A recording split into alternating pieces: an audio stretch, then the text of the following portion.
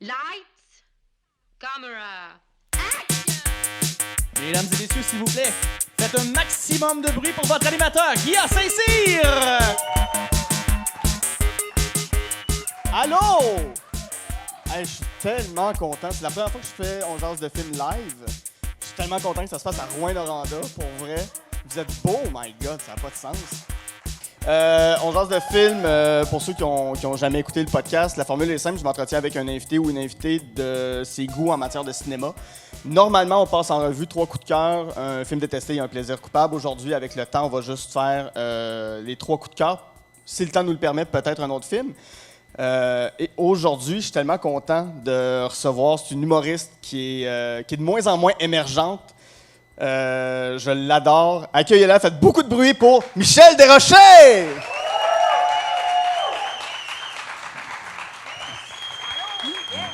Salut! Allô? Ça va bien? Ça va bien, toi? Fait que tu considères que j'ai émergé? Que Ben j'ai oui, fait- t'as signé pour ton premier One Woman Show. C'est vrai, ça. Des fois, je le sens. Des fois, tu le sens. Des petits moments que je le sens, je suis comme, oh, je viens de percer. Oui? Ouais. On peut t'entendre, entre autres, à La soirée est encore jeune. T'as Ouais. fait plein d'années d'impro. C'est vrai. T'as fait l'école de l'humour, t'as fini en 2019. Avant qu'on rentre dans ta liste, je veux savoir quel film tu regardais quand tu étais petite. C'était quoi les films qu'on regardait chez les Desrochers avec ta nombreuse famille de 4 avec tes parents? En fait, je pense que le secret dans ma famille, c'est qu'on était comme tous élevés égales. Fait qu'on regardait tous les mêmes films. Ce qui fait que quand tu étais le plus jeune, tu voyais des affaires. Tu sais. Puis j'ai un souvenir que ma mère avait dit à mon père de ne pas nous montrer Sauver le soldat Ryan. Oui, OK, ouais. La scène d'ouverture, ceux qui savent pas, c'est le débarquement de Normandie. Puis ceux qui savent pas, c'est quoi ça, Ben, c'est- Wikipédia existe. C'est rough, là. Puis mon père, il nous l'a montré. T'avais quel âge? Je sais pas. Moi, tu sais, je sais que mon père, il était en âge de le regarder. Mais, Pour vrai, j'y souhaite. mais moi, je suis la 3e plus jeune. Fait que, tu sais, je présume que mon frère avait peut-être 12, puis OK. ma soeur 10, puis moi 6. Puis l'autre, c'était un bébé. Ben, quand t'es bébé, tu t'en rappelles pas tant, mais de voir du monde se faire gonner dans la tête par des Allemands quand t'as 6 ans, ça doit marquer sa petite fille. Ouais, mais des fois, c'est positif, ces leçons-là. Tu sais, maintenant, je sais que dans un bateau, je ne m'assois pas rangée d'en avant. là, Ouais. tu sais, je me mets en arrière. Là, tu sais. C'est sûr que c'est la première rangée qui est comme. En termes de films pour enfants, qu'est-ce que tu regardais? Qu'est-ce qui vous montrait? On a regardé toutes les Disney, mais ça, je pense que c'est comme tellement commun pour tout le monde. Mais il y en avait une couple d'autres plus obscures. Là. Ouais. Bernard et Bianca, tu connais? Oui, c'est pas comme les deux souris. Ouais, Les Souris. Basile, détective privé. Ça, c'est terrifiant, ce film-là, quand t'es Ouais, petit. c'est ça. Il y avait des bouts épeurants un petit peu dans ces films-là. Puis on était tout le temps à mi-chemin entre le plaisir puis la peur. Mais je pense que ça faisait partie du truc. Là. Ouais, Puis aussi, un enfant avec un coq, là. C'est genre chante Coco. Rocorico. Ouais, ça m'avait fait peur. À un moment donné, mes parents m'ont laissé tout seul. Ils sont partis comme je sais pas, un projet. Pas un projet genre faire un enfant, un Ouais, autre. c'est ça. En même temps, en tout cas, fait que ils m'ont laissé seule dans la grande maison. Là, puis je pense que c'était l'âge que j'ai chill, là, genre de, je sais pas, 10 ans, 12 ans. Puis j'ai écouté Rococo tout seul. Là, Ouais, puis j'ai capoté. Ben Pour ceux fait. qui l'ont pas vu, c'est un coq qui rêve de devenir Elvis. Ouais. Quand tu Fait- dis de même, ça n'a pas l'air épeurant, mais il y a une vibe. Ben, pour connaître un peu la vie d'Elvis, c'est terrifiant. C'est vrai. Ouais, le coq, à la fin, il meurt à la bolle. Il meurt sa d'une balle. crise cardiaque. Mamie, il aime pas la télé, fait qu'il tire sa télé avec son gun. Je Fait suis comme. que- Ouais. Fait que C'est ça, juste c'est dans ça. les films que j'écoutais quand j'étais jeune, mais on écoutait aussi tous les films, des films que mes parents écoutaient. Ou, je me souviens que je me couchais comme à 8, puis jusqu'à des fois à 8-9 heures, genre dans les escaliers qui menaient vers le salon, je me cachais là, puis j'écoutais Friends pendant que mes parents ne savaient pas. Puis des fois, ils se retournaient, puis là, je fallait que j'aille me cacher. Fait que j'ai appris l'anglais, puis aussi comment gérer des relations quand t'es ami à New York. Ouais, pourquoi pas.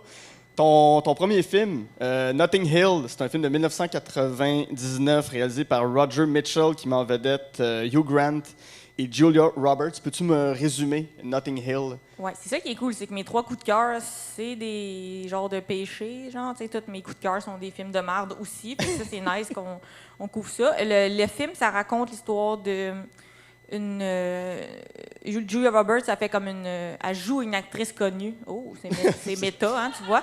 Rôle de composition. C'est ça, exact. Puis Hugh Grant, il joue un beau gars awkward, même affaire. Rôle de composition, son fameux personnage, là. Qui vit des aventures louches dans des chambres d'hôtel, j'imagine, parce que Hugh Grant, c'est ça qu'il fait dans la vie. Exactement. Ben, c'est pas mal ça qui arrive dans le film. Fait que là, elle tombe, cette actrice-là, elle va acheter un livre à Londres, dans une petite boutique de livres qui va pas bien, à Hugh Grant. Puis elle trouve sexe, puis ils ont une aventure ensemble. Mais à un moment donné, ça chie, là, parce qu'elle a des films, puis elle est populaire. Puis là, il est en peine d'amour. Quand tu le comptes, c'est plate comme film, là, mais en personne, c'est comme 2 fois plus le fun. Là, mais c'est un film d'amour. Oui, Puis il y a comme une romantique. scène culte, c'est ça. Aussi, nous, on est des répéteurs chez nous. On répète les phrases qu'on aime, là, comme 80 fois. Là, c'est quoi les phrases qui Il y a un bout qu'à la fin, là, c'est spoiler, divulgateur. Elle se pointe à la petite boutique de livres, puis elle dit « I'm just a girl standing in front of a boy asking him to love me. » Wow! Super cute. Ça, c'est Super en cute. français, c'est « Je suis une fille devant un gars qui lui demande de m'aimer. » Ceux qui C'est avaient pour la besoin. traduction. Ceux qui avaient besoin de ça. Mais ce qui est le fun dans le film, je pense, c'est le côté impossible. Là, comme ça, moi, après ça, je rêvais. Quand j'étais petite, j'étais comme « Ah ouais, je vais tomber sur Stéphane Rousseau. » Puis ça va être fucked up. Genre, ça donnait un sentiment que tout est possible. T'as vu ce film-là à quel âge? Sûrement dans mon enfance en premier. Puis là, on le réécoutait beaucoup. On avait la cassette. Puis je les réécoutais avec mes sœurs. Puis nous, on avait des systèmes. Chez nous, les films, c'est comme des systèmes de vote. Là. Fait que, mettons, on est 4 enfants.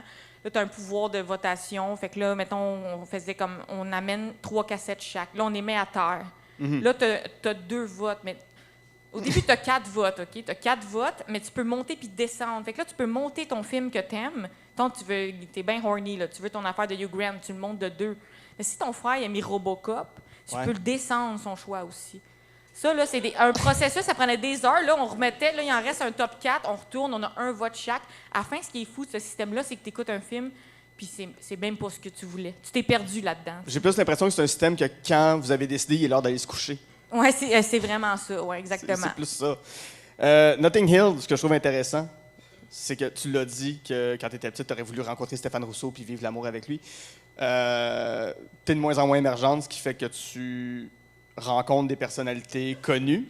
Je veux pas savoir si t'es tombée amoureuse de Stéphane Rousseau puis que là, vous allez vivre une idylle. Je sais l'ai pas, su, moi. c'est solide. Non. Non, mais attends, j'ai une J'ai plus anecdote de questions. Vas-y, fais 45 minutes là-dessus. Wow. Il a le bat bien lisse. Non, mais pour vrai, non, la vraie vérité, là, mais parenthèse de ça, on gardera pas ça, là, Chuck, hein, on va tout arranger ça. Non! On garde tout. On va tout chopper ça comme le prépuce à Stéphane Rousseau. Non, mais attendez, OK. Moi, cette année, aux Oliviers, justement, j'étais assis à côté de Stéphane Rousseau, la table à côté. Ça, c'était fucked up. Puis à un moment donné, il a sorti de son veston, il avait un petit sachet.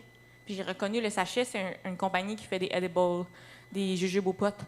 Et là, moi puis Madza, on s'est retournés. C'est comme un chien qui entend comme un sac de minouches, là. Direct on était... Puis finalement, il avait mis des Toms, c'était ces antiacides qu'il avait mis dans son sac de edibles. Puis là, moi et Madza, on était comme, oh yes, on passe sa brosse à edibles avec Stéphane Rousseau. Finalement, c'était ses Toms, puis on était bien déçus. Parce qu'il voulait avoir une bonne régularité gastrique. Ouais, j'imagine. Il se tient beau, cet homme-là. Ben, c'est ça. Mais en fait, tu me demandes un peu, quand tu es rentré à l'école de l'humour, quand tu commences à sortir, faire des bars, faire des soirées où est-ce que tu as beaucoup d'humoristes, que tu te retrouves au bordel, dans des grosses soirées, t'as-tu été starstruck ou impressionné par des personnes que tu as rencontrées? C'est qui les personnes qui t'ont le plus rencontré, puis comment tu te sentais devant eux? Quand même beaucoup de monde que j'ai rencontré que c'est mes idoles. Puis c'est drôle, j'ai retrouvé un bricolage chez nous parce que j'ai l'air de dire que tout le monde est mon idole quand je les rencontre, mais j'ai fait un genre de papier mâché. C'est comme un masque de théâtre, OK? C'est de mauvais goût. Là. J'avais 12 ans, j'avais du Mod Podge, puis c'est comme tous des découpages d'humoristes que j'aime. Fait que là, t'as comme un masque de théâtre, puis comme sur le nez, il y a Mike Ward en Mod Podge, Stéphane Rousseau, tout le monde est là. Il y a Sol, puis... Sol? Ouais. Moi, j'avais des références éclatées, puis tout ça là, en papier mâché, puis je l'ai encore chez nous. Je vais le montrer à un moment donné. Je veux une photo de ça. Ouais, je vais t'envoyer ça, si tu veux, pour ton je sais pas, t'as un Patreon ou si vous avez une gang, Oui, ben là, ça va être sur le Facebook. Ça va être public à tout le monde. All right, je vais Je veux t'envoyer voir une ton photo. masque avec le nez de Mike Ward, puis comme la face de sol juste à côté. Exact. Fait que, mais pour répondre à ta question plus précisément, puis moins avec un bricolage, je te dirais, mes top idoles, Simon Leblanc, ça, c'était comme de shit pour moi. Puis à un moment donné, il a fait ma première partie, puis là, j'étais comme, man, c'est fou, tu sais, c'est comme... C'est mon idole en première partie, fait que ça m'a fait capoter. Sinon, Louis-José Hood, je l'aime bien comme tout le monde, mais dans mes favoris personnels, Fred Pellerin, je ne l'ai pas encore croisé. Ah non? Mais je pense qu'il est à Saint-Élie. Ben, il est perdu dans une traverse de lutin quelque part. Oui, c'est ça. Faudrait que je me tienne au DEP à Saint-Élie puis voir. Ça, ou juste comme mettre un bol de Lucky Charm par terre, puis il vient de faire un compte avec ça. Des éléments magiques. Des pièges à compteur, ouais, bonne idée. Tu mets une chaise en bois, des petits souliers, une guite, un temps qu'il se pointe. Une espèce de planche pour taper des pieds. Là. Ouais, exact. Ouais. Sinon, Puis ça il me... arrive avec son compte. Ouais, c'est ça, il arrive, c'est ça. C'est de ce jour-là, dans le village, qu'on l'a su. Il était 4 gars qui sont partis dans un canot la veille de Noël. Toi, t'es comme, Puissance yes! du vent. Mon rêve devenu réalité. Sinon, Sam Breton aussi, que j'ai rencontré plusieurs fois puis que je suis complètement fan de ce qu'il fait là, sur toute la ligne. Il est vraiment fort. Ouais. T'as ton One Woman Show pour lequel tu as signé il y a quelques jours. Bravo, en passant. Merci. Je pense qu'on peut... Quand tu le sais que ta face va se retrouver sur des panneaux, que toi, tu deviens la personne que je veux pas t'amener dans des zones trop angoissantes, je vois ta face qui change. C'est tout comme... J'ai croisé un orignal en m'en venant ici, puis il n'y avait pas une face aussi terrifiée que la tienne. Qu'est-ce que ça te fait de savoir que tu es en train d'émerger, de devenir une personnalité connue des Québécois? C'est biz. Je prépare ma famille, des fois. Je dis à mon père, prépare-toi à l'idée que quelqu'un te dise qu'il m'aime pas. Ça va arriver à un moment donné, ça. T'as-tu reçu des messages de gens qui t'aimaient pas?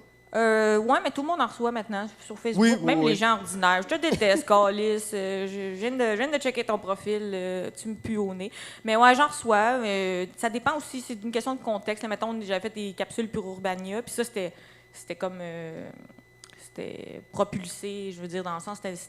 C'était une pub, fait que là, tout le monde voyait ça, tu sais, c'était comme proposé plus à plein de gens, fait que là, j'avais des affaires de « t'es grosse, t'es pas drôle bonne imitation de Kat Levac, Voyons donc. Chris que c'est pas bon, etc., là. Mais en plus, moi, je suis vraiment deep dans la vie, là, je pense non seulement au monde qui commente, qui m'aime pas, puis je me dis, il y en a qui m'aiment pas puis qui ont même pas commenté.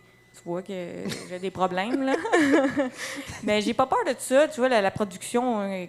oui, c'est des pressions. Là, quelqu'un met de l'argent en publicité puis pour payer la salle. Puis au début, il perd de l'argent sur moi parce que il faut que je pratique le show et tout ça. Mais tout ce qu'on fait implique un petit peu de pression. Fait que je pense que c'est sain. Là, puis de plus en plus, mon équipe, ça se solidifie. Là, ma gérance, ma technique de travail, puis tout ça. Fait que on dirait que mon stress est ailleurs dans la vie. Là. Moi, j'adore ma job puis j'aime ça travailler. Fait que c'est pas ça qui me fait peur la nuit.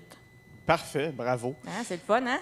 Si je reviens un peu à Notting Hill... Oui, parce que ça n'a pas de calice de rapport, ta question. Je sais. Je pensais qu'on parlait de cinéma. Moi, j'étais comme, hey, le plan séquence à 18 minutes, là. Non, c'est vraiment pas ça le sujet du podcast.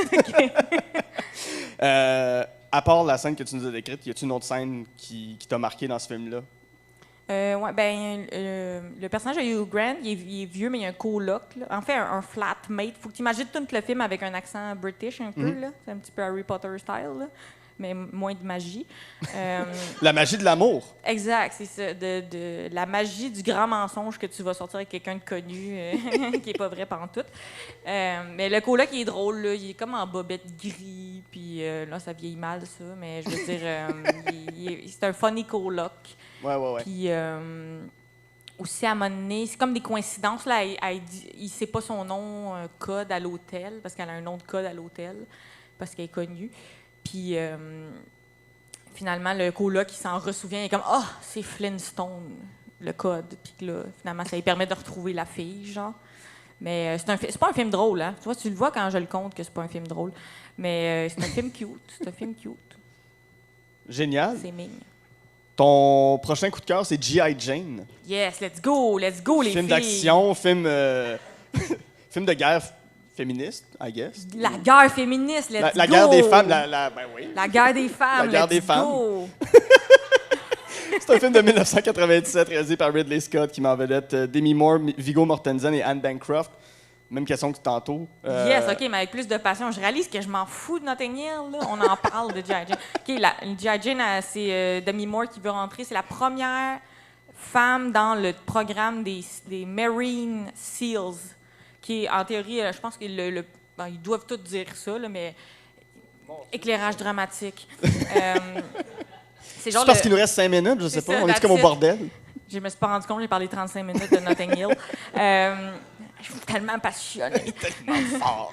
Hugh Grant avec ses bobettes grises et son coloc. Avec ses dents qui rochent, yes sir. OK. Fait que là, G.I. Jane, elle rentre, mais ça, c'est supposé que c'est le programme de l'armée qui est le plus comme sévère puis difficile physiquement. Là, elle se rase de la tête. Déjà, là, ça, c'est hot, là, tu sais. C'est genre avant que Jay du Temple le fasse, là. Elle est d'avance dans le projet. Demi Moore a fait la couverture de Elle avant Jay du Temple. Exact, c'est ça. Puis elle aussi avait du cutex avant Jay du Temple. Puis vraiment badass. Puis son chum aussi il est dans l'armée. Puis il est comme, ah, tu devrais pas faire ça. Puis elle est comme, ta gueule. Puis là, il va.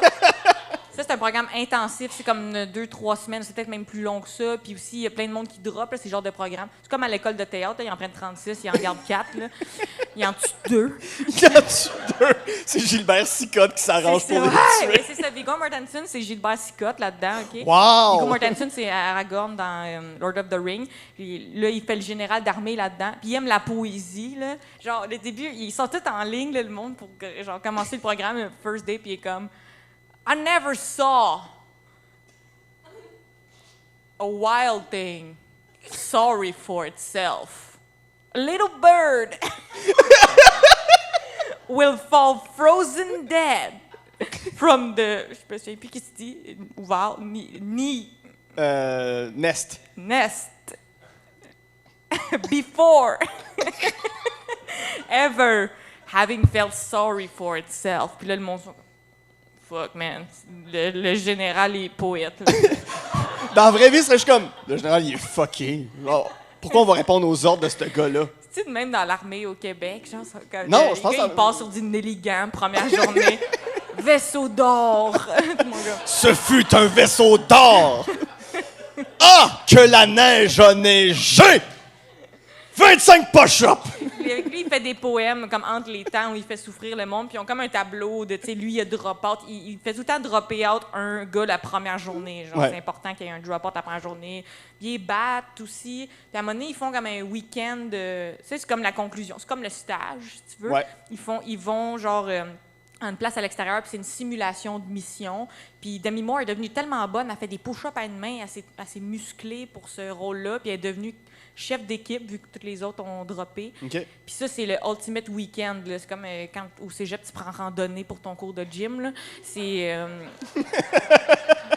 Ouais, mais ça, c'est une fin de semaine. C'est ça, exact. Puis t'es comment je vais sauver sur le temps. Là. Mais en tout cas, fait que là, ils vont là, puis ils simulent une mission, puis c'est un peu pour les préparer à se faire kidnapper là, par des terroristes ou du monde qui vont les torturer. Fait qu'ils les torturent un à un, mais comme des malades mentales. Je sais pas à quel point c'est comme accurate là, avec la réalité, là, mais ils les tabassent un à un. Puis à un moment donné, ça vient le tour de la fille, puis le monde sont comme, man, what the fuck, tu sais. Puis le général, il est comme, let's go. Ah ouais, les poèmes commencent à la rusher devant tout le monde. Là, elle est comme, tu me feras rien, elle saigne de la gueule, elle est encore chauve, là, ça n'a pas repoussé pendant 3 semaines. Là. Puis là, elle sort dehors, puis tout le monde est comme ils sont en cage, les autres, parce qu'ils sont comme capturés, fake capturés. Là. Tout ça, c'est du théâtre, ils sont tous dans le même gang, là, c'est de la formation.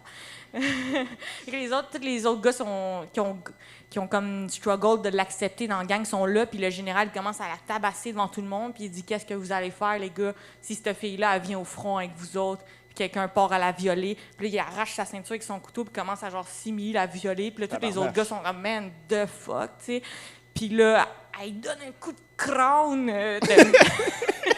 Comment? Un coup de crâne? Crâne.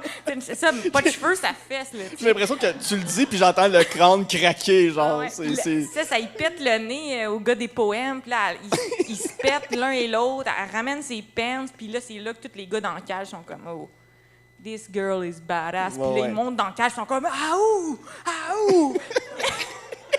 C'était ce jour-là, comme, elle gagne le respect de la gang, puis ça, là, moi, à cause que je faisais comme de l'impro, des trucs des milieux plus masculins, là, tu sais, j'étais comme, let's go, là. Tu sais, moi, mon cerveau marche un peu comme ça. C'est pas ça l'humour, personne, mais mon cerveau marche de même, de genre, faut que L'humour, je c'est gagne le péter la respect. gueule des gens qui font de la poésie. Ben, un peu, exact. C'est un peu ça qu'on fait. On prend vos jobs, les poètes.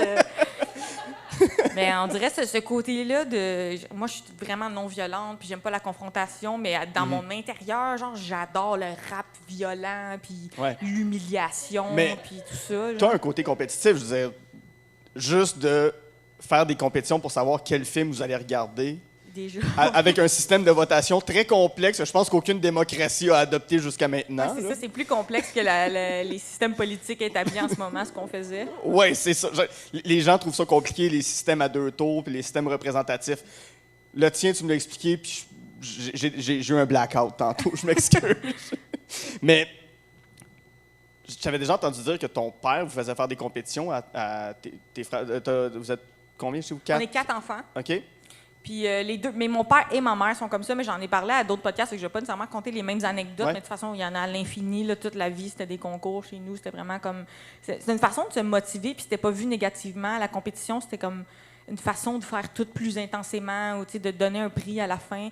Tout avait un prix, puis tout était une forme de concours, puis c'était juste naturellement comme ça. Puis c'est plus mon père, mais c'est les deux, parce que ma mère avait le côté créatif, puis mon père avait le côté comme fucked up puis intense. C'est ça l'affaire de G.I. Jane, c'est le oomph interne. Mon père, il fait de la course de longue distance, puis à un moment donné, au milieu d'un 100 km, il est tombé comme sur un genre de chien sauvage. Puis mon père, c'est comme, je sais pas si tu connais le film Big Fish. Ouais. Tu sais jamais son histoire, c'est comme...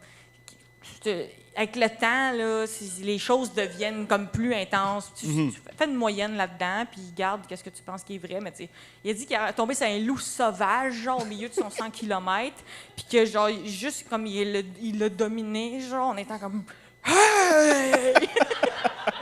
Le loup, il est parti. Genre, mais moi, je me doute que c'est vrai, ça, parce qu'on avait des chiens, puis mon père, comme au lieu d'élever un chien bien normal, de genre, tu lui donnes des petites gâteries jusqu'à temps qu'il comprenne les affaires. Mon père, il était très dominant là, avec les animaux. Puis mon chien Merlin, la première fois que mon père l'a dominé, il était comme...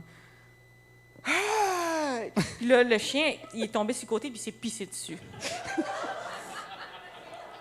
Pardon? Ouais, fait que c'est ce côté-là... C'était quel genre de chien? Genre, c'était-tu un petit chihuahua ou c'était comme un Doberman? C'est un shih tzu, c'est un petit chien quand même. Là, mais, Non, mais je veux dire, tu le regardes, il tombe à terre puis il pisse, t'as pas besoin de faire « Ah! » mais c'est ça, mais à cause de ça, je faisais des transpositions à l'impro, j'arrivais, puis j'étais comme « Ah! » Puis là, le cégepien tombait, puis il se pissait dessus, puis j'étais comme « Ah, OK, c'est parfait, on a réussi. » Prends ça, Samuel! Fait que je pense que autant la compétition, mais le côté genre... je sais pas, t'es connecté à le toi qui survivrait une catastrophe, que maintenant on a complètement abandonné parce qu'il n'y arrive jamais de catastrophe à nous autres, là, du moins, genre. Je pense que c'est ça que mon père, ça le stimule, la survie, là. Des fois, on est au souper, puis on soit des amis, puis il est comme, OK, faut que tu tues un couple dans le bois. T'as un gun, qu'est-ce que tu fais? Là, moi, je tirerais le gars. Non, erreur. Pourquoi? Il dit, tu tires la fille, t'as blesse, mettons dans la jambe, clac, le gars vient l'aider, fini dans la tête, fini la fille. OK, mais si t'as juste une balle dans ton fusil. Juste une balle? Ouais. Parle à mon père. Il est là, Monsieur Desrochers! Ça serait hot, hein? Non, juste une balle, je pense que tu tues la fille. Parce que, tu sais, mettons une fille qui perd son chum, ça se rebâtit. Après ça, elle fait du sport, elle se retrouve un autre mec. Un gars, ça va bien le détruire. Là, Le gars devient incel. Une scène? Incel. Il devient Okay, incel. ouais. Il devient qu'il déteste les C'est femmes. quand le gars devient une scène. C'est comme... Une scène. Mais il par devient quel inutile. processus ce gars-là devient un petit bout de cuivre? On est la capitale du cuivre, fait que... Let's go! À vous de le décider. Fait que les concours, mais aussi la survie puis le oomph. Mais tu sais, je vais pas raconter tout ce que j'ai compté ailleurs. Mais ma mère aussi était très créative. Elle faisait Fort Boyard quand elle était jeune. Là. Puis il y avait des boîtes fouillées dans des serpents, du jello. Puis après ça, elle tournait une tête de Attends, Garfield. dans les serpents... Faux serpent. OK. Serpent. Tu vois, Big Fish. Ramène tout le temps ça à une réalité plausible. Genre, OK. Wow. Je suis impressionné par la volonté de tes parents de faire de toi G.I. Jane. Tu t'es pas encore rasé la tête. Oui, c'est vrai, ça. À date, j'ai encore tous mes cheveux. Mais quand même, peut-être que indirectement, ça m'a aidé à émerger dans des milieux majoritairement masculins parce que je vois plein de femmes qui ont une ou deux expériences à l'impro désagréables ou à l'humour, qui vivent certains événements, puis là, ça les fait lâcher, puis ça, je trouve ça vraiment dommage. Fait que là, d'avoir ce côté-là de let's go, tu sais, on se bat, je pense que ça m'a aidé à certains moments, même si c'est un peu exagéré, là, mais ouais, je pense qu'il essayait de nous montrer ça, là, la survie, puis à cause de ça, ça fait comme 4 beaux enfants qui ont chacun un super nice parcours, fait que... Mais je sais pas ce qui est vrai dans ces histoires-là. Peut-être que mon père courait un 7 km puis il a gueulé après un chihuahua puis je le saurais jamais. Là, mais... C'est ton père qui s'est pissé dessus, en fait. Oui, c'est ça, exact. Fait que on saura jamais la vraie vérité. T'étais quel genre de coach d'impro? Tu faisais-tu de la poésie ou... Ça serait fou, mes jeunes secondaires, j'ai mis en ligne. I never saw! Non, j'étais très maternelle, moi, avec... pas genre la maternelle, mais genre j'avais un côté très humain. Parce que coacher au secondaire, c'est vraiment pas comme montrer l'impro. Tu montres des bases, mais il y a un côté tellement humain de... lui, il a des problèmes alimentaires. Elle est tout le temps en retard, puis il y a des problèmes à la maison.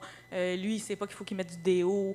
Tu sais, genre, c'est vraiment des... Il y a un côté très humain, très intervenant. Puis même jusqu'au cégep, c'est comme ça. Autant au cégep, il y a de la meilleure impro qui se fait des fois. Des fois, justement, c'est pour ça qu'on voit des fails de coaching d'impro, parce que les gens, ils se retrouvent dans une situation qui sont intervenants auprès des jeunes, mais ils n'ont pas ce bagage-là. Ils ont juste un bagage de...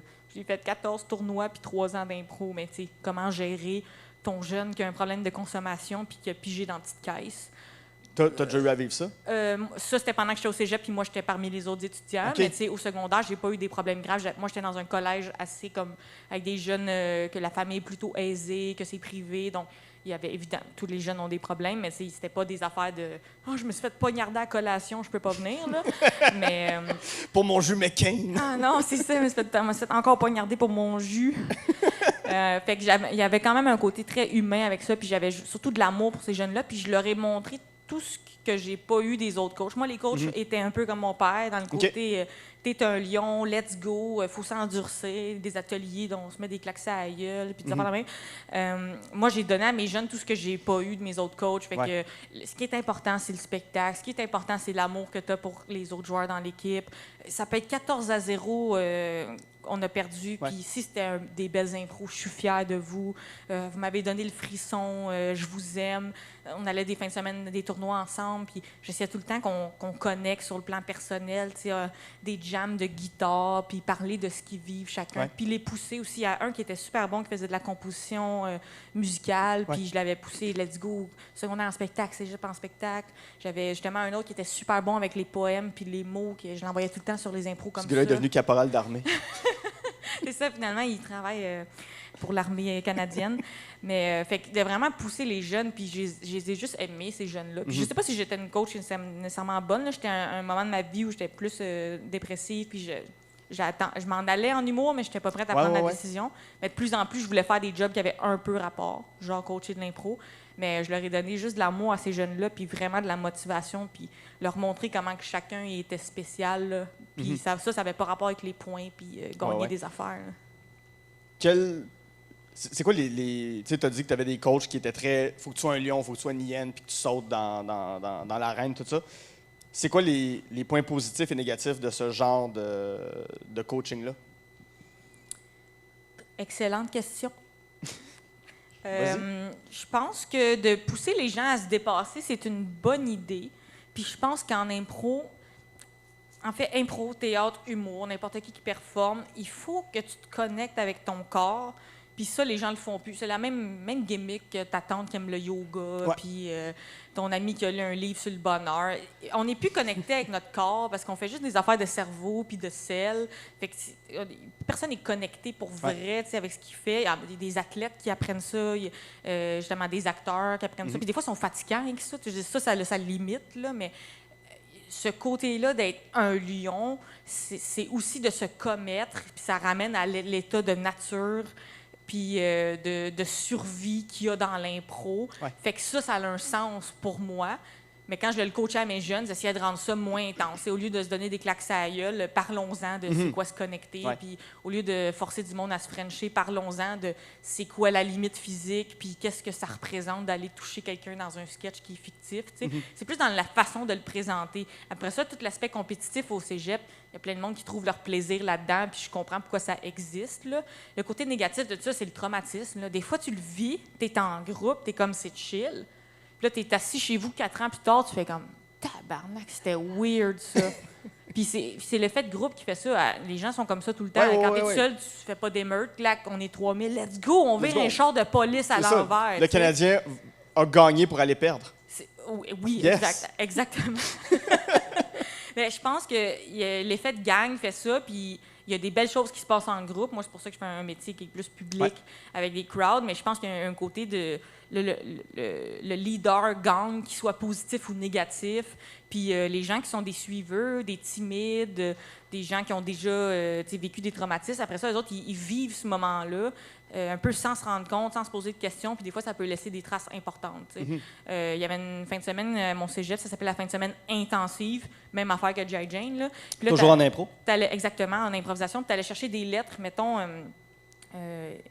le comité s'appelait IVM, Impro Vieux-Montréal. Fait que là, tu avais un I, un V puis un M que tu allais aller chercher sur tes knuckles. Sur tes jointures. Merci. Fait que là, le I, tu allais le chercher, c'était pour intensité.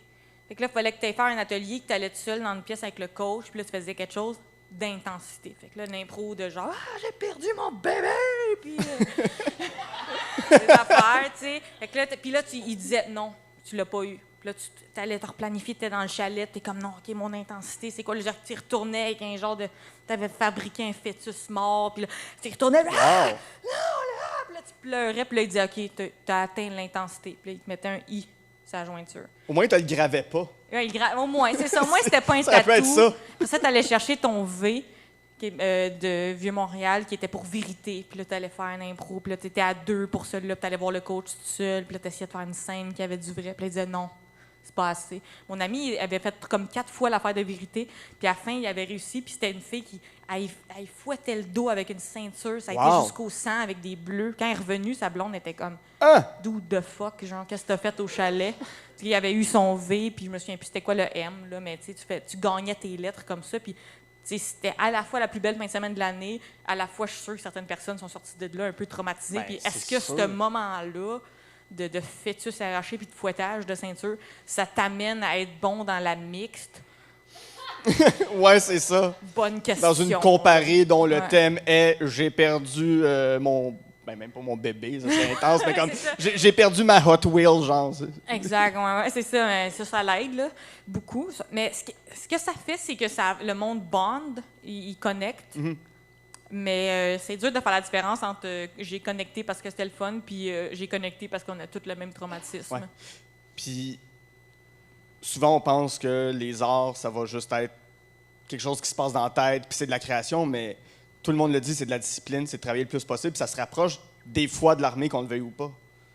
Puis l'entraînement, la fin de semaine d'entraînement carrément que tu vis, tu l'as dit, ça se rapproche de G.I. Jane, ça se rapproche de ce genre d'entraînement-là qui peuvent te jouer dans la tête puis revenir chez vous avec des traumatismes, c'est quand même fou. Oui, mais qui fait aussi, il y avait des bonnes équipes, il y avait des équipes qui pratiquaient énormément, puis ça les rendait bons. Au cégep de Montmorency, ces années-là, il y avait Pierre-Luc Funk dans l'équipe, puis c'était pas les mêmes années que Mehdi, mais c'était la même gang, puis c'était fort à chaque année, ce cégep-là, puis il y avait des hoodies, puis il y avait des pants, la même couleur, puis il pratiquait beaucoup. Pierre-Luc Funk était incroyable en impro collégial. Ouais. Il était déjà le funk qu'on voit, là, il était déjà enfant acteur, là, mais les impros de son équipe, là, tu vois que ça connectait, puis aussi, pas qu'il les pratiquait au sens c'est triché, mais qu'il la pratiquait. Il y avait des affaires là, de genre, une impro de pompier. Funk rentre, ça provoque un ralenti qui est impeccable. Funk commence à défoncer une porte avec une hache. Tout ça est mimé, il n'y a pas d'accessoires, qui provoque un autre ralenti où il fait lui-même le bruit de son propre cœur. En défonçant. Là, au même moment, tout repart. Les 6 comédiens repartent dans... C'est plus un slow-mo. L'intensité, « Ah, let's go! » Puis là, tout ça là, était tellement comme magique que le fait de pratiquer ensemble puis d'avoir une connexion, c'est un élément important. Puis je pense que c'est ça que tous mes coachs essayaient de faire. C'est juste que des fois, tu vas un peu trop loin en essayant d'aller chercher cette magie-là. Tu sais. Ouais. Puis on peut perdre la volonté d'avoir du fun à un moment donné, j'ai l'impression. Si ça devient trop de la compétition, trop dans l'attaque. Clairement, il y a plein de monde en impro qui n'ont pas de fun, puis pour plein de raisons, là, mais aussi plein de monde qui sont au cégep. Là. Je veux dire, à 20 ans, tu as toutes sortes de soucis. Là. Il y en a qui parce qu'ils ont fait 5 ans d'impro, ils sont tout le temps sur la grosse boréale, puis ils essayent de se trouver là-dedans. Ou plein de gens, justement, qui ont le même malaise que moi de se retrouver au cégep. Ah, j'adore l'impro, c'est tout ce que j'aime, mais ça peut pas être ma job. Ouais. Puis ça, c'est dur, c'est confrontant, ça. Puis moi, j'ai été confrontée à ça. J'adore l'impro, mais personne vit de ça au Québec, sauf une personne, Roberto Sierra, qui a une école. Sinon, en tant que performeur d'impro, tu peux pas vivre de ça. Fait que ça, c'est comme le malaise de dire, OK, je veux être artiste, mais je suis pas capable de faire le grand saut. Fait que let's go de Boréal. Oui. C'est deep. Non, mais j'aime ça. C'est parfait. Ton troisième coup de cœur, c'est Magic Mike, qui est un film de 2012. On quitte, écoute, on reste dans des mondes où il y a de la nudité, l'impro, puis. J'ai tellement oublié que je t'ai dit ça, là, j'ai honte pour vrai. Tu m'as écrit comme il y a quelques semaines. Ouais. Tu m'as demandé là, j'ai honte, là. J'ai chaud. Écoute, c'est un film de 2012 réalisé par Steven Soderbergh, ça met en vedette Channing Tatum, comme son premier rôle, qui était vraiment un danseur érotique, ou un danseur Était-tu nu. dans la vraie vie un danseur? Je pense que oui, Chuck pourrait me le confirmer. Google it. Je regarde ça tout de suite. Ouais, ça va prendre des images, des vidéos aussi. Ouais, je pense que c'est comme semi-autobiographique, ce film-là, pour Channing Tatum. Ça met aussi en vedette Alex Petitfer, je sais pas comment le dire, Olivia Munn et Matthew McConaughey, qui est genre le chef des danseurs Ouais, lui nus. aussi, je le trouve sexe, mais il est bizarre un peu. Mais, Il fait des poèmes. Puis il est très poème, ouais. ça parle de quoi, Magic Mike? Ça parle que les stripteaseurs, là, ils ont le droit aussi de trouver l'amour. C'est vrai, c'est ça le film. C'est fou le film d'amour. C'est genre basically Pretty Woman, mais Channing Tatum, il fait pas de pipe. Puis il y a beaucoup de la danse. C'est quand même un long bout de film qui c'est de la performance. Puis aussi, ça parle de Magic Mike, qui est Channing Tatum, qui fait rentrer comme quelqu'un dans la gang qu'il rencontre sur un chantier de construction, qui est sa deuxième job. Puis il voit. Puis il part le YMCA. C'est ça, ouais. Il voit qu'il est un peu cute, puis qu'il a l'air un petit peu cochon. Fait que là, il dit « Ah, viens-t'en à ma job, tu vas voir. » Puis il dit pas au début c'est quoi, puis finalement, il pousse un peu sa scène quand un des autres stripteaseurs, il fait comme un overdose, puis il fait ça comme quasiment à chaque soir, genre. Lui qui fait Tarzan. Parce qu'ils ont tous des numbers. Là. Un qui fait comme la construction, l'autre qui fait la police, l'autre qui fait Tarzan. Les affaires que les femmes aiment. Oui, Hein? des uniformes. Oui, exact. L'uniforme de Tarzan. Oui, ce fameux pang de travail. C'est exact, c'est ça. Parce que c'est comme s'il est tout nu. Fait que là, lui, il est pasteur, Tarzan, fait que l'autre, il faut qu'il step in, puis là, de temps en temps, dans le fond, il commence à s'intégrer à l'univers des stripteaseurs, mais Magic Mike, Channing Tatum, il tombe en amour avec la sœur de lui, mais sa sœur est comme « Arrête d'amener mon frère pour qu'il se monte la graine », tu sais. Puis lui, il est comme « Mais c'est une job », tu sais. C'est quand même un bon conseil. C'est ça, ouais, mais la sœur est comme full terre à terre. Je pense qu'elle est comme infirmière, puis elle, tu sais, elle est pas sûre de ce job-là, mais à un moment donné, elle va voir le show, tu sais, tu comprends? Ouais, puis là, on voit des hommes en uniforme. Elle le puis, voit danser, puis elle est comme, ouais. oui, il est talent. Parce qu'il est talentueux. C'est pas juste genre, je rentre, je monte ma graine, là, c'est genre, il danse vraiment Ouais. bien, un background. Il a aussi fait des films de danse, là, ce gars-là. Channing Tatum? Ouais. Oui. Step Up ou Step Up? Yes. Il était dans Step Up. Confirme. Il était On dans a- Step on a Up, la ça a été son confirmation. premier grand rôle. Fait qu'il était-tu stripteaseur? Oui, selon le sac de chips. Donc, Channing Tatum n'a jamais caché son passé de danseur nu. Donc, il a déjà été danseur nu, ne pensait peut-être pas que les vidéos de cette époque existaient toujours. Donc, il y a des vidéos qui ont ressorti de son ancienne époque où est-ce qu'il était danseur nu. Fait qu'il y a du found footage de Magic Mike dans la vraie vie. Oui, de l'ancien Magic Mike. Sur les images saisies en 1999. Donc, on parle d'il y a plus de 20 ans. Wow! Ouais. J'avais 5 ans. Puis j'étais quand même down. mais en plus, là, le monde va peut-être penser que je suis bien cochonne, ce qui est vrai. Mais la raison pourquoi j'aime Magic Mike, c'est pas que genre je trouve ça sexy des stripteaseurs, parce que les stripteaseurs, c'est souvent des homosexuels, puis c'est souvent comme des gens qui passent 6 heures par jour au gym. Fait que c'est Ouais. pas nécessairement Mais c'est mon très intense genre. comme métier. Exact, Pour oui, vrai, c'est ça. ça l'est. Exact, c'est une job, là. T'es un athlète, puis tout ça, puis il faut que tu trimes tes poêles, puis il faut que tu fasses des affaires. C'est comme plus d'hygiène que moi je fais, là. Puis J'ai l'air de dire que je me trime pas, mais je parle au sens large. Au sens large. Mais ce que je veux dire, c'est que c'est pas le côté que c'est un stripteaseur qui m'attire. Tu sais, je suis pas attirée nécessairement par les stripteaseurs. C'est le côté pick me, choisis-moi, parce que ce gars-là, il se les pogne toutes, les madames. Mais s'il me choisissait, oh wow! Si tu choisissais toi. S'il me choisissait moi, c'est ça. Ben, tu as remarqué les 3 films, le but, c'est comme, c'est de la projection, là. Oui, c'est Le monde, il c'est sait d'être tout le temps choisi ça. par quelqu'un puis d'atteindre un statut plus élevé. Ben non, mais c'est le côté, cette personne-là, il peut avoir tout le monde, puis il choisirait moi. C'est ça que je trouve ça. C'est la même chose dans les 3 films. Tu comprends? Ouais.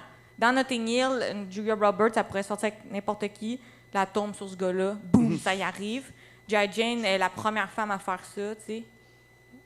Ça s'auto-choisit, tu comprends? Mais ça revient à une certaine notion de compétition. Ouais. C'est- C'est vrai, c'est vrai. Mais j'ai peur quand que le monde dit ça en humour, là. J'aime tout le monde, pour vrai. J'aime les gens, puis je me sens pas compétitive avec les autres humoristes. Au contraire, j'ai l'impression que j'aime beaucoup mes collègues, puis je veux les valoriser puis les mettre de l'avant, là. Je pense que j'ai plus un côté compétitif avec moi-même, là. Oui, mais c'est parfait de vouloir te dépasser toi, mais... Sauf qu'il y en a 4 que j'haïs, puis je vais les dire. Non, Go, on les nomme. c'est pas vrai, mais... C'est Mike Ward, c'est Louis-José Hood. Tous ceux qui sont sur mon masque en mode podge, là. Dans le fond, c'est un masque de guerre, puis la dernière chose qu'ils vont voir avant de mourir, c'est leur face. Oh, t'as des problèmes, mon gars. Mais quand même, je trouve ça important de le dire parce qu'en humour, je veux pas que ça soit mal vu, là. C'est vraiment avec moi-même. Puis, puis je le sens, ça, parce que quand je sors d'un show, des fois, il y a du monde qui me dit « Ah, c'était cool ton show. » Puis moi, je me dis, je me compare avec moi-même. Puis je me dis « Ah non, j'étais une sous-marde à soir. » Fait que, tu sais, c'est plus ce côté-là de se juger sévèrement puis d'être conscient de ce qu'on donne, là. Il y a une notion de performance, puis les danseurs nus, c'est juste, tu sais, tu peux pas aller plus loin que te montrer nu sur une scène. Oui, mais, tu sais... C'est bon, non, c'est bon, qu'est-ce que tu dis, se mettre à nu. C'est vrai que ça rapporte. Se mettre à nu, mais toi, tu es prête jusqu'à... Tu sais, tu as fait une vidéo à l'École de l'humour, tu en as parlé hier au podcast de Thomas Levac, se taquer le clit sur une table, pour lequel tu as l'air d'avoir exprimé des regrets, même ton visage parle en ce moment que... Mais non, il est full populaire, cette vidéo-là, en termes de chiffres. Là, c'est un de mes bons sur le web, mais c'est juste que j'ai su les conséquences directes de ça quand mon producteur m'en a parlé, là. Mais tu es prête à aller jusqu'où pour des jokes? La prison. Non. Ben, en fait, c'est que j'aime toutes les jokes, puis c'est ça mon problème. Fait que là, en humour, moi, à cause que je viens de l'impro, tu sais, avant, il y avait une carte, tu disais, ben, à la manière Michel Tremblay, j'étais comme, let's go. À la manière d'Inception, let's go. En humour, il faut un peu que tu choisisses comme une trail de, moi, je fais ça, moi, je fais cette sorte-là, mais c'est ça que j'aimais de l'impro, c'est que j'étais capable de faire comme tout l'éventail. Ouais. Fait que là, c'est de choisir un peu, mais moi, j'aime toutes les jokes. J'aime les jokes vulgaires, j'aime les jokes de poésie, j'aime les jokes profondes, j'aime les observations sur la vie quotidienne. Fait que c'est un peu de choisir entre tout ça. Mais d'un côté, en impro, je suis game d'aller partout, puis il n'y a rien qui va m'arrêter pour faire une joke. Autant en humour, j'ai aucun orgueil avec mes blagues. Si quelqu'un vient me voir et dit hey, « t'as pas le droit de la dire, celle-là », je fais « OK ». Genre, puis ça, c'est comme un pari que je fais avec moi-même, d'être comme... Je suis capable d'écrire infini de jokes. Fait que si je crois ça, ça me dérange jamais d'en perdre. Fait que si quelqu'un me dit ah, j'ai une joke qui ressemble à ta joke de Kleenex, je suis comme OK, elle est à toi à cette heure. Si quelqu'un à la TV dit dis pas ce bout-là, on n'a pas le droit, je suis comme OK, c'est correct. T'sais. Puis ça, c'est libérateur. Quand tu laisses aller, quand tu as 5 minutes d'humour en humour, puis tu es attaché à ton 5 minutes, là, puis tu le fais tout le temps, là, puis tu veux.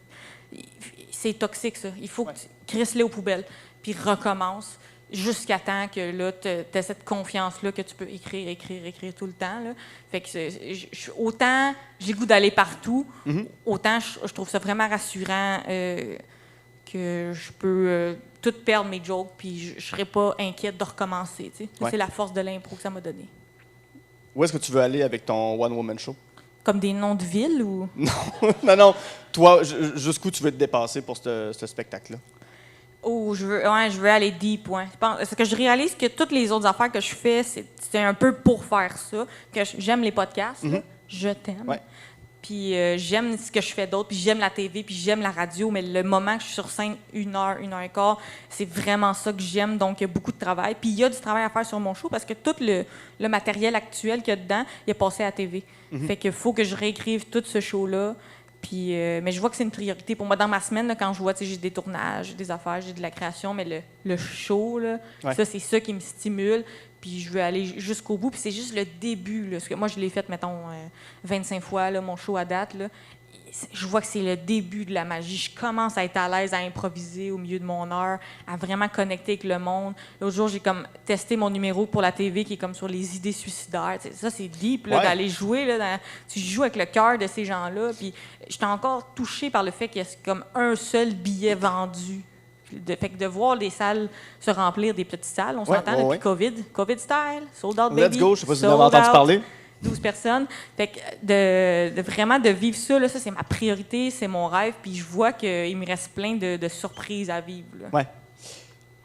On arrive au bout de cet épisode-là, on arrive à presque 45 minutes. Dernière question par rapport à Magic Mike. C'est quoi ta scène marquante de ce film-là?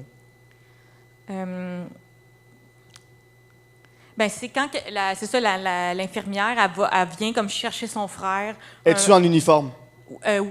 Non, elle l'est plus. OK. Mais dans le film, elle l'est beaucoup quand même. OK. C'est vraiment un film. Mais elle, c'est une vraie infirmière, elle n'est pas stripteaseuse. Elle n'est pas comme, oh là là, une piqûre. C'est la vraie affaire. Faut que je prenne une gorgée d'eau, ça gâche le timing. Hein? Non, c'est parfait. Oui, le FHE, merci d'avoir fait en sorte que ce podcast-là existe. Tu fais très bien ça, Guy. Continue. OK. C'est drôle parce que je suis en train de parler stripteaseur, puis ça m'a fait... Ben oui, non, parce c'est que clair, j'ai eu une clair. petite graine dans la gorge, fait que il a fallu que...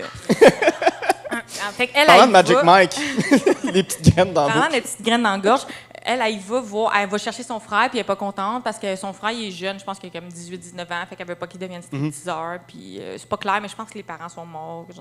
Fait que là, elle s'en va le chercher un peu fâchée, puis elle tombe sur le numéro de Channing Tatum, puis elle est comme fâchée, genre, comme « Hey, mon frère, on va le chercher. » Puis là, il commence à danser, puis elle est comme fâchée cochonne, genre. Ça, c'est ma scène préférée. Parfait. Si on veut te suivre sur les réseaux sociaux, ça finit de même, la gang. Sur Instagram, mon nom, c'est Fâché Cochonne. Non, le monde, il peut me suivre sur Facebook, Instagram, puis on met toutes les dates de show là-dessus. Puis sinon, la TV, il y a plein d'autres affaires qui vont sortir à l'automne. Ouvrez l'œil, ceux qui ont encore ça, une TV. Là. Let's go, ça va être le fun. Le Punch Club s'en vient à TV, de l'impro. Yes, let's go. Dans ma tête, avec Pat Grou, puis le stand-up, puis les sketchs, ça revient, ça. Ouais.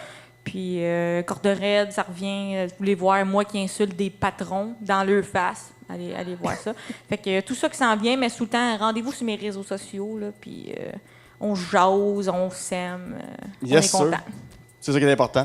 J'aimerais remercier le FHE, l'organisation, Chuck à la technique, Camille d'avoir organisé ce festival-là. Le public, vous pouvez vous applaudir, vous avez été incroyable. Belle écoute. Merci Michel. Hey, merci full. On se reprend pour jaser de cinéma. Je connais plein d'affaires. Moi, le Zebra, puis... Oui, puis le White Balance, j'imagine. C'est ça, White Balance, Kelvin, Dynamique, des layers. Parfait. Ben écoute, c'était une pratique, fait qu'on le refera. Parfait. Merci tout le monde d'être venu à la pratique. Merci à vous.